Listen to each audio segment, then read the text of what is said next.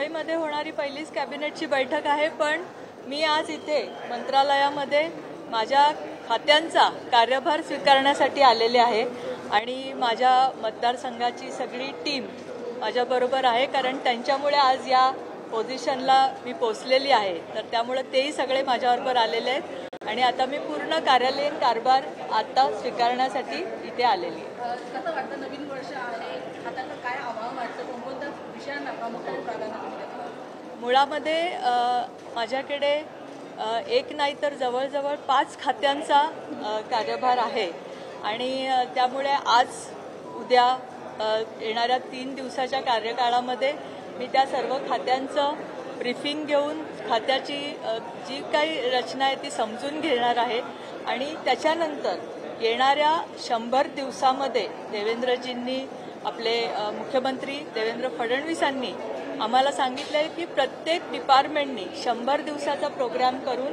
100 दिवसांनी त्याचा कार्यअहवाल द्यायचा आहे. त्याप्रमाणे आमचा 100 दिवसाचा कार्यक्रम करण्याचं चाललेलं आहे रचना. आमची ऑलरेडी समाज कल्याणची रचना आम्ही प्रेझेंट केलेली आहे देवेंद्रजींना. परिवहनची आम्ही उद्या प्रेझेंट करू.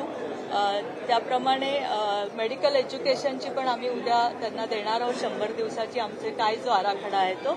आणि या सगळ्या दृष्टीने पुढच्या 100 दिवसामध्ये काय काम करणार या पद्धतीचा आम्ही आराखडा तयार करतो.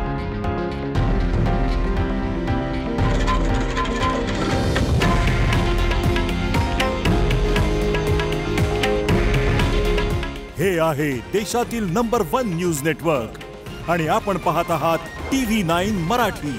काळजी तुमची, हित महाराष्ट्राचं.